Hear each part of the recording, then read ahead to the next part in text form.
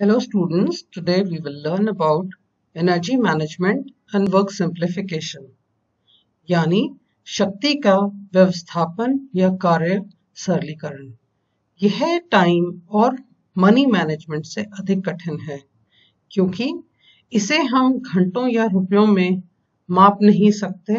Energy को वैसे तो कैलोरी में मापा जाता है, मगर एक काम को करने के लिए हमें कितनी एनर्जी लगेगी वो कैलकुलेट करना बहुत मुश्किल होता है। मगर अगर हम ये सोचें कि हमें ये काम करने में कितना टाइम लगेगा, तो टाइम क्योंकि घंटों में होता है तो उसका अंदाजा आसानी से लग जाता है। किसी चीज को खरीदने में कितने पैसे लगेंगे तो वो धन की राशि आसानी से नापी जा सकती है, मगर शक्ति का ये प्रबंध करने में सबसे बड़ी कठिनाई हमें आती है। शक्ति व्यक्ति की कार्यक्षमता, उसके शारीरिक तथा मानसिक स्वास्थ्य, शारीरिक रचना व संचित शक्ति भंडार पर निर्भर करती है। किसी भी प्रकार के कार्य को करने के लिए हमें ऊर्जा की आवश्यकता होती है। यह हमें भोजन से मिलती है। मानवीय शक्ति यह शरीर में कैलोरीज का व्यय है। शारीरिक शक्ति शारीरिक स्वास्थ्य से संबंधित है। अगर हम हेल्दी हैं तो हम हर काम आसानी से कर सकते हैं। मानसिक शक्ति यह ऐसी मानसिक स्थिति है जिसमें कोई चिंता या तनाव न हो। पॉजिटिव थॉट्स मानसिक शक्ति बढ़ाते हैं, इसीलिए हमें हमेशा मानसिक शक्ति को बढ़ाना चाहिए और यह सोचना चाहिए कि हम इस कार्य को कर सकते हैं। हम सकारात्मक नजरिया अपनाकर अपने कार्य को अधिक सफल बना सकते हैं। शक्ति व्यवस्थापन के उद्देश्य में सबसे पहला थकावट कम करना है। हम काम करने के लिए इस प्रकार से तैयार हों कि हमें कम से कम थकावट हो। दूसरा, काम करने का सही तरीका, उचित अंग स्थिति का प्रयोग सिखाना ताकि उससे थकावट कम हो और हम कम से कम ऊर्जा का व्यय करें। जब हमें काम करने का सही तरीका आता है, जैसे यहाँ पर हमने एक पिक्चर में दिखाया है कि बेंड करने के लिए घुटनों को बेंड करना चाहिए, ना कि कमर के बल। तीसरा, शारीरिक संरचना, कार्य करते समय उचित मांसपेशियों द्वारा काम करना सिखाना ताकि उसे अधिक झुकना या शरीर को खींचना न पड़े। आखिरी, कार्य करने की योजना इस प्रकार बनाएं कि हमारे पास अपने लिए शक्ति बची रहे और हम सोशल एक्टिविटीज के लिए भी समय निकाल सकें। उससे जिंदगी में हमें अच्छा लगता है। हमें ये नहीं लगता कि हम हमेशा कोई ना कोई काम ही करते रहे। हम परिवार के साथ, समाज के साथ मिक्स होएं, उनके साथ भी मनोरंजन करें। शक्ति व्यवस्था को प्रभावित करने वाले तत्व, पहला, स्वास्थ्य। काम करते हुए स्वस्थ व्यक्ति जल्दी नहीं थकता, जबकि शारीरिक या मानसिक रूप से बीमार व्यक्ति को काम करने की शक्ति कम होती है और इसीलिए वह लोग अधिक समय लगाते हैं।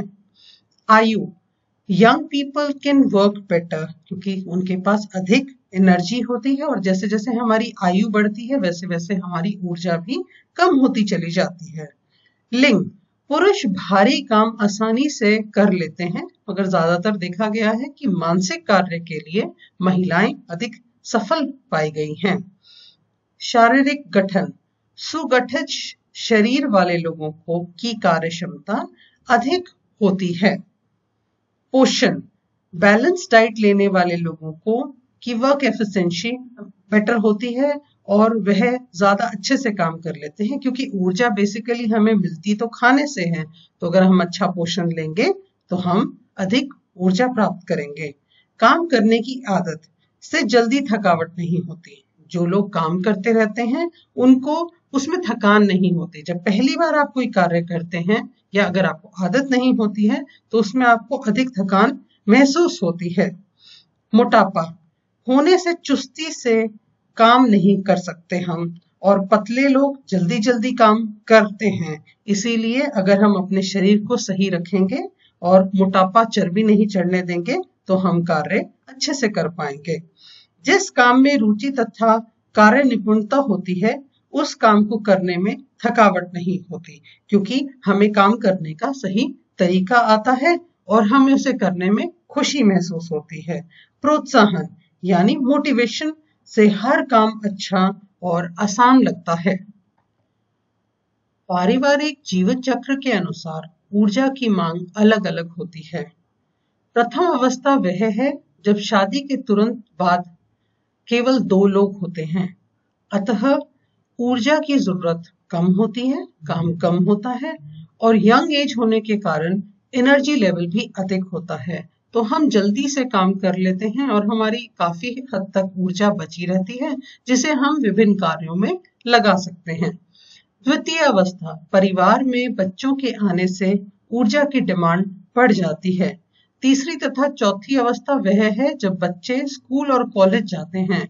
इस स्टेज पर एनर्जी की डिमांड सबसे अधिक बढ़ जाती है। पांचवी अवस्था में जब बच्चे हॉस्टल या नौकरी करते हैं या उनकी शादी होती है तो काम कम हो जाता है, मगर ध्यान रहे हमारी एज ज्यादा होने के कारण एनर्जी भी कम रह जाती है। अगर हम संयुक्त परिवार में रहते हैं तो परिवार में जो जवान बच्चे होते हैं वो कार्य में हाथ बटाने लग जाते हैं, तो इसीलिए हमारी ऊर्जा की आवश्यकता काफी कम होती है। छठी अवस्था में फिर से 2 सदस्य रह जाते हैं। एनर्जी रिक्वायरमेंट कम होती है मगर शरीर में काम करने की क्षमता भी कम हो जाती है। घरेलू क्रियाओं में विभिन्न प्रकार के प्रयास होते हैं। पहला, मानसिक प्रयास। कार्य को करने से पहले हमें एक उसकी मानसिक रूपरेखा बनानी पड़ती है, जैसे आज खाने में क्या बनाना है, आज के दिन हम क्या क्या कार्य करेंगे और कैसे करेंगे, कि हम मानसिक तौर पर सोचते हैं। नेत्र प्रयास, आंखें हर कार्य करते हुए दूरी से देखने का समायोजन करती हैं। अगर लाइट की सुविधा अच्छी है तो हमें काम करने में आसानी होती है, थोड़ा सा अंधेरा नजर आए तो ऐसे में कार्य क्षमता घट जाती है। शारीरिक प्रयास जैसे खाना बनाना, सफाई करना, कपड़े धोना, कोई भी शरीर के जो कार्य होते हैं जिसमें काफी अधिक ऊर्जा लगती है, ये शारीरिक प्रयास होते हैं। धड़ प्रयास, धड़ की जो मांसपेशियां होती हैं उनको कार्य करना पड़ता है, जैसे झुकना, उठना, मुड़ना, बैठना, टेढ़े होना आदि। ये सारे उम्र के साथ हमें काफी तकलीफ देने लग जाते हैं और इस प्रकार के प्रयास एक उम्र के बाद काफी कठिन हो जाते हैं। पद प्रयास में टांगों का प्रयोग किया जाता है, जैसे खड़े होना, चलना, घूमना, सीढ़ियां चढ़ना, उतरना आदि। ये प्रयास भी एक समय के बाद कठिन लगने लग जाते हैं। तो जो भी घर की क्रियाएं हैं उनमें इन प्रकार के प्रयास होते रहते हैं। थकान यानी फटीग, कार्य करने की क्षमता या उत्साह में कमी आने को थकावट कहते हैं। एक जैसा काम करने से फटीग होता है। रुचि, मोटिवेशन से यह कम कर सकते हैं और हमें ध्यान रखना चाहिए कि हमें अपनी थकावट को दूर करने के विभिन्न प्रयास करने चाहिए, क्योंकि ये जो थकान है ये मानसिक और शारीरिक दोनों प्रकार की होती है और इसमें वो बहुत जल्दी हो जाता है। तो थकावट 2 प्रकार की होती है। शारीरिक थकावट जिसमें कार्य करने की गति कम होना, लेटना या बैठ कर आराम करने की इच्छा होना, अंग ढीले पड़ जाना या आलस्य अनुभव होना, क्योंकि शरीर जो है हमारा साथ नहीं दे रहा होता हमें कार्य करने के लिए और वो कहता है कि उसे आराम चाहिए, तो हमें उसे थोड़ी देर के लिए आराम अवश्य देना चाहिए। मानसिक थकावट यह एक मनोवैज्ञानिक स्थिति है जिसमें काम करने में अरुचि हो जाती है, जैसे लंबा लेक्चर अटेंड करना और बीच में ब्रेक ना मिलना। यह 2 प्रकार से होती है, ऊब या बोरियत, जब कोई चीज बहुत ही ज्यादा बोरिंग हो तो ऐसे में सुनने का मन नहीं करता, तथा कुंठा या निराशा, जब आपने कोई काम किया और वो उस प्रकार से नहीं हुआ जिस प्रकार से आप चाहते थे उसे करना, तो ऐसे में ज्यादातर निराशा प्राप्त होती है और उसके कारण आपको अधिक थकावट महसूस होने लगती है। अब हम थकावट होने के कारण के बारे में पढ़ेंगे। अधिक शारीरिक कार्य के कारण हम थक जाते हैं। जब हमें बहुत ज्यादा एनर्जी कंज्यूम कर लेते हैं, हमारा ग्लूकोज लेवल कम हो जाता है, तो हमें थकान महसूस होती है। रेस्ट करने से हमें बेहतर महसूस होता है। कार्य की प्रकृति, यदि कार्य कठिन है तो थकावट जल्दी होगी। आसान काम में थकावट देरी से होती है। कार्य करने का समय, मॉर्निंग में जब हम काम करते हैं तो हमारा एनर्जी लेवल काफी हाई होता है, तो इसीलिए उस टाइम हमें थकावट कम होती है। मगर जैसे जैसे शाम होती है वैसे वैसे हम थकना शुरू कर जाते हैं और हल्का सा कार्य करते हुए भी हमें थकान महसूस होती है। मानसिक तनाव, जब हम टेंशन में होते हैं, घर में कोई परिवार का सदस्य की सेहत ठीक नहीं है या हमारे दिमाग में कुछ और चल रहा है, तो हमें काम करने में मन नहीं लगता। कई बार कार्य नीरस होता है, एक जैसा काम करते करते बोरियत हो जाती है। नीरसता के कारण हमें वो कार्य करने का मन नहीं करता और हमें थकावट महसूस होने लग जाती है। कार्यस्थल की ऊंचाई और चौड़ाई अधिक होने पर अंग स्थिति गलत होने से थकान बढ़ती है। कई बार किचन में जो गृहिणी काम कर रही होती है, स्लैब काफी ऊंची होती है, तो ऐसे में उसे थकावट होती है।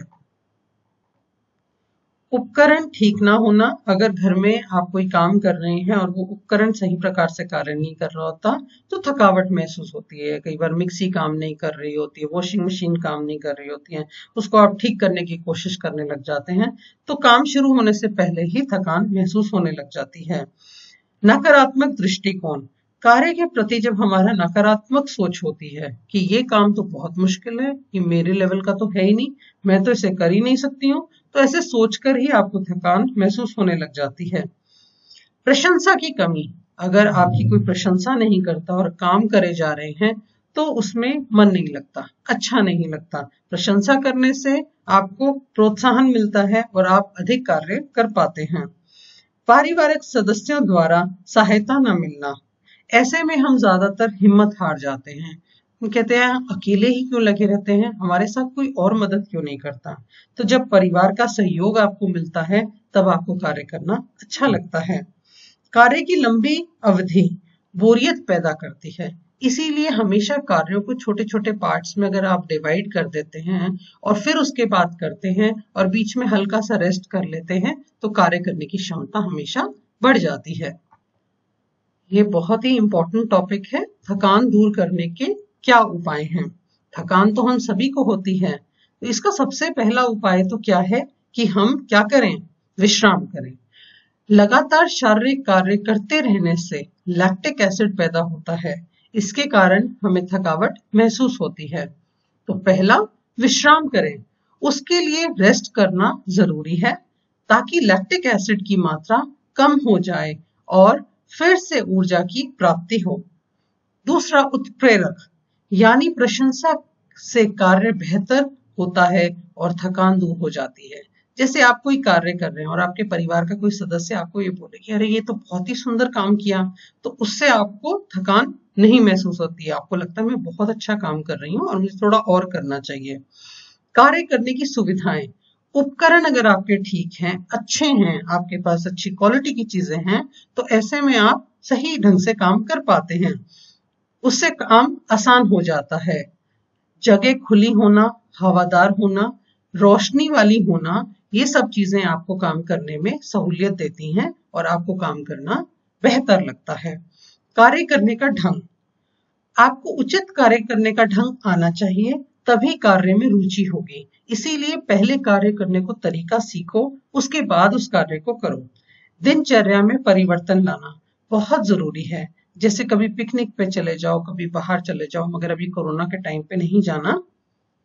उचित अंग स्थिति होने से थकावट कम होती है। खाली समय का सदुपयोग करना, जो कार्य पूरा नहीं होता तो खाली समय में उसे पूरा कर लेना चाहिए, मगर इसका मतलब कतई ये नहीं है कि हमेशा कार्य ही करते रहें और खाली समय में लेजर ना करें। मनोरंजन, आराम जिंदगी में उतना ही आवश्यक है जितना कि काम करना। मगर कई बार जब हमारा काम पूरा नहीं होता और हमने उसके लिए टाइम सेट कर रखा है, तो जब आपके पास बहुत अधिक खाली समय है तो उस टाइम पर उसको आप पूरा कर सकते हैं। जैसे आपके एग्जाम टाइम में आपके पास बहुत ज्यादा प्रेशर हो जाता है, तो आपको क्या करना चाहिए? अपनी पढ़ाई को अगर आपने सिस्टमैटिकली टाइम टेबल बना रखा है और पूरे साल लगातार पढ़ते रहते हैं, तो लास्ट टाइम पर आपको ज्यादा वर्कलोड नहीं पड़ता। कार्य करने की योग्यता होने से कार्य कम समय तथा कम शक्ति व्यय करने से पूरा हो जाता है। इसीलिए आप में अपनी योग्यता को बढ़ाना चाहिए ताकि आप अच्छा काम कर सकें। शक्ति की व्यवस्था में उपकरण यथास्थान पर रखने से कार्य सरलीकरण की विधियों का प्रयोग करने से थकावट कम होगी। आपको एक जगह पर अगर आपकी कोई सामान फिक्स है घर में भी, तो उस चीज को ढूंढना आपके लिए बहुत आसान हो जाता है। मगर हर बार जब आप जगह बदल दें तो ऐसे में आपको वो उपकरण को ढूंढने में या उस चीज को ढूंढने में इतना समय लग जाता है कि उसके द्वारा किया गया कार्य तो आप भूल ही जाएंगे। अपनी थकान दूर करने के लिए एक बहुत ही अच्छा उपाय है जो है मनोरंजन। बीच बीच में मनोरंजन कर लेना चाहिए, उससे थकान दूर हो जाती है। कार्य में रुचि उत्पन्न सहयोग और प्रोत्साहित करने से थकान भाग जाती है। और संतुलित भोजन से हेल्थ अच्छी रहती है और ऊर्जा मिलती रहती है। हमारा जो भोजन है वो जीवन में हमें बहुत ही महत्वपूर्ण है। अगर अधिक भोजन खाते हैं तो वो भी हमारी सेहत के लिए अच्छा नहीं है, क्योंकि कई बार आपने देखा होगा जब आप ज्यादा खाना खा लेते हैं तो आपको काम करने की क्षमता बिल्कुल ही खत्म हो जाती है। तो खाना उतना खाएं जितना आपके शरीर को जरूरत हो, उससे अधिक ना खाएं। ऐसे में आपकी थकान कम रहेगी, आपको पोषण मिलता रहेगा, आपको ऊर्जा मिलती रहेगी और आप कार्य जो है वो सही प्रकार से करेंगे। शक्ति व्यवस्थापन की प्रक्रिया यानी प्रोसेस ऑफ एनर्जी मैनेजमेंट। शक्ति व्यवस्थापन के भी समय और धन की तरह 3 चरण हैं। पहला, आयोजन, कौन से काम करने हैं और उन्हें करने में कितनी एनर्जी लगेगी, कौन सा जरूरी है, जल्दी थका देने वाले काम कौन से हैं, उनको कब किया जाए। जैसे सुबह के समय ऐसे काम किए जाएं जो अधिक ऊर्जा मांगते हैं, क्योंकि ताजगी आपको ज्यादा होती है उस टाइम पे काम करने की। शाम के लिए कम काम रखें। नियंत्रण में मोटिवेशन और रुचि पैदा करना बहुत जरूरी है, और जो भी काम कर रहे हो अगर वो सही प्रकार से नहीं हो रहा तो उसे कंट्रोल करें, अदरवाइज वो कार्य को करने का कोई फायदा नहीं है। आखिर में उसका मूल्यांकन करें, इसमें यह जानना कि कार्य करने से लक्ष्य प्राप्त हुए या नहीं, स्वयं को संतुष्टि प्राप्त हुई या नहीं। ये सवालों के जवाब अगर आपको सही मिलते हैं, पॉजिटिव मिलते हैं, इसका मतलब आपने जो काम किया वह सही है।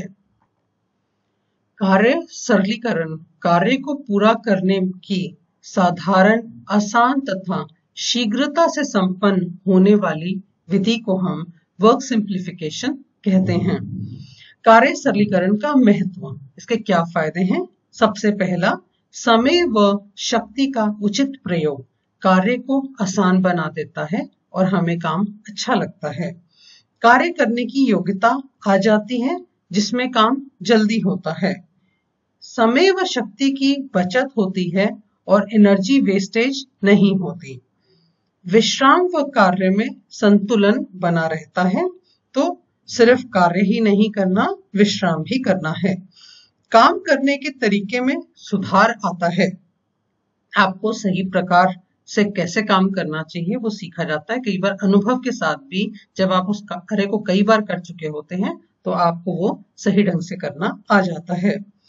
उचित अंग स्थिति के महत्व का पता चलता है, आप किस ढंग से बैठे हैं और काम कर रहे हैं। जैसे इस पिक्चर में आपने देखा है, यहाँ पर एक जो कंप्यूटर पे बैठे हैं तो दो जो ऊपर जो व्यक्ति बैठे हैं वो काफी स्ट्रेट बैठे हैं, और जब आप स्ट्रेट होते हैं आपकी कमर में थकान नहीं होती। तो यह सही जो आपकी अंग स्थिति होती है बड़ी महत्वपूर्ण होती है। मांसपेशियों के तनाव को कम करता है, तो ऐसे में आपकी मांसपेशियां जो हैं वो कम खींचेंगी। कहेंगे एक्सरसाइज करते टाइम आप जरूर मांसपेशियों को खींचते हैं, मगर जब कार्य करते टाइम पे सही ढंग से मांसपेशियां नहीं खींचती हैं, आपका कार्य जो होता है वो बढ़ता चला जाता है, अधिक ऊर्जा मांगता है और थकान ज्यादा होती है। कार्य में रुचि बनी रहती है और आपको वो काम अच्छा लगता है जब आप सही ढंग से कर रहे होते हैं। गृहिणी को अपनी कमियों तथा सीमाओं का पता चलता है और उसे ये पता चल जाता है कि कौन सी परिस्थिति में उसे सेवा की आवश्यकता है, कौन सा कार्य ऐसा है जो वह खुद नहीं कर सकती है। कम शक्ति में अधिक कार्य करना सीख लेते हैं, जो कि वर्क सिंप्लीफिकेशन के बहुत ही इंपॉर्टेंट पार्ट है। अब हम कार्य सरलीकरण की विधियों के बारे में पढ़ेंगे। सबसे पहले हाथ तथा देह की गतियों में परिवर्तन। एनर्जी वेस्टेज को रोकने के लिए शरीर की उचित स्थिति बनाए रखना आवश्यक है। उदाहरण के लिए बर्तनों को धोने के पश्चात उन्हें कपड़े से सुखाने की बजाय अगर आप उसे रैंक में रख देते हैं या वह सूख जाने के लिए रखा जाता है, तो उस टाइम पर आपका जो एनर्जी उसको सुखाने में, कपड़े का इस्तेमाल करने में लगी थी, वह बच जाती है। अगर आप ट्रे या ट्रॉली का प्रयोग करते हैं तो एक टाइम पर आप काफी सारी चीजें ले जा सकते हैं और ऐसे में आपके जो चक्र होते हैं घूमने की, बार बार जो आपको घूमना पड़ता है, वो कम किया जा सकता है। दूसरा, कार्य तथा संग्रहीकरण के स्थान एवं उपकरण में परिवर्तन, जिसे हम कहते हैं changes in work and storage space and equipment. कार्यस्थल की ऊंचाई तथा चौड़ाई व्यक्ति की आवश्यकता के अनुसार होनी चाहिए। इससे मांसपेशियों में तनाव और थकावट कम होती है। तो जैसे हमने यहाँ पे पिक्चर में दिखाया है कि अगर आप कपड़े को आयन कर रहे हैं और आयनिंग बोर्ड का प्रयोग कर रहे हैं, तो ऐसे में आप अपनी हाइट के अकॉर्डिंगली इसको एडजस्ट कर सकते हैं और उससे आपको थकान कम होती है। तैयार उत्पादन में परिवर्तन। इसके लिए परिवार को अपने विचारों में परिवर्तन लाना जरूरी है। जैसे कपड़ों के स्थान पर पहले क्या होता था कि कपड़ों के नैपकिन हुआ करते थे, उनको धोना पड़ता था, चरक डालनी पड़ती थी, बहुत कठिन कार्य हो जाता था। और आजकल हम कागज के नैपकिन का प्रयोग करते हैं। कई बार घर में जब पार्टी होती है तो हम डिस्पोजेबल क्रॉकरी का यूज करते हैं और कांच की क्रॉकरी का यूज नहीं करते। तो ऐसे में परिवार को थोड़ा बहुत अपने सोच में परिवर्तन लाएंगे, तभी हम इस ढंग से काम कर सकते हैं। कच्चे माल में भी परिवर्तन किया जा सकता है। जैसे डोसा, इडली, ढोकला मिक्स खरीदे जा सकते हैं, मार्केट में अच्छे मिलते हैं, कई बार ताजे भी मिलते हैं और घर पर इसका पेस्ट बनाने में बहुत अधिक ऊर्जा व्यय होती है। तो थोड़े से चेंजेस करके हम अपनी काफी एनर्जी को सेव कर सकते हैं। कार्य करने के लिए सर्वाधिक उपयुक्त यंत्रों तथा उपकरणों का चुनाव करें तथा शक्ति व्यय न करें। Thank you.